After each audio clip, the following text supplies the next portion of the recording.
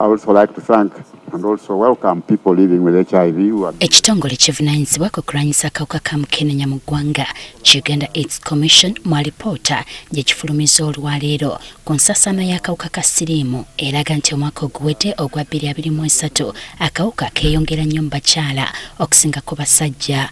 Abakyala beeyongera n'ebitundu 6 n'obutundutundu 6 ku buli 100 ate nga abasajja beeyongera n'ebitundu 3 n'obutundutundu 6 ku buli 100. Report gye tufulumiza olwaleero etulaga nti mu Uganda mulimu abantu 1,049,000 abalina akawuka ka mukenenya oba people living with HIV. Mwabo abakyala be bangi. Okusinziira ku Dr. Vincent Bagambe akulira okunoonyereza ku kitongole kino, okweyongera kw'akawuka mu bakyala kwava ku nsonga ez'enjawulo. Ennyeyisa gye beeyisaamu ebateeka mu katyabaga k'okufuna akawuka ka mukenenya. Akatyabaga ako mulimu okusanga nti abaana beegatta n'abasajja bangi oba abavubuka beebaka n'abakazi bangi.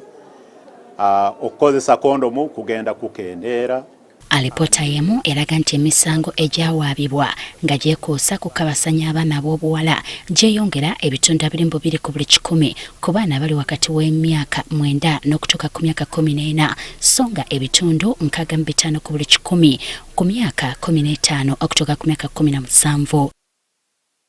Mu mwaka ogwa 2023 abantu 3,800 be bafuna akawuka so nga 200 be baafa.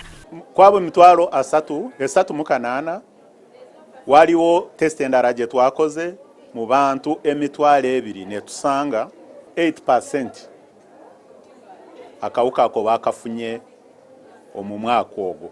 Dr. Bagamba agamba bakizuula nga waliwo okusoomoozebwa ate abantu abali ku ddagala okumala ebbanga eddene okufuna endwadde endala. Abalina akawuka ka mukenenya abafa si lwakuba nti bafudde siriimu naye bafudde pressure oba sukaali oba kansa n'ebirwadde ebirala ebitali related ne HIV nawo omuwendo ogwo gugenda gweyongera.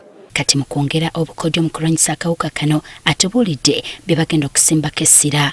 Tubawo obuweereza obw'okwekebeza era wetwogerera abantu obutundu 92 ku 100 kwabo abalina betuteebereza nti balina akawuka ka mukenenya twabatuuseeko ne bakebeza era bamanyi nti balina akawuka ka mukenenya.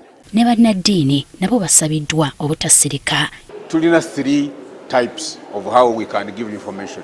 Number 1, mu kituuti nti omufaadha imaamu oba omwawule bwayimirira okwogera bwasituka okwogera nga tava mu kituuti nga tagambye kali banange tulina obuvunaanyizibwa okumalawo ekirwadde kino ng'emyaka 23 tenakola teginatuuka. Ye Minisita w'ebyobulamu Dr. Jane Ruth Acheng ategeezezza nga gavumenti bw'efiirwa ssente mpitirivu mu kugula eddagala kale ng'omulimu gwa buli muntu okulaba nga akawuka kano tekasaasaana. We spend annually $540 million annually. Currently we have about 1.4 million people on antiretroviral drugs. The older ones will die away. The new cases are coming in. So you keep that money locked for generations in HIV.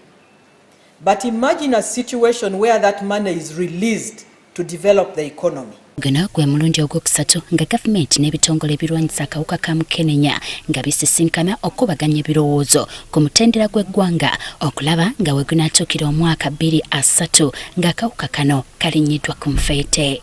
Jocelyn Nachibule, Agafeyo, ku Spark TV.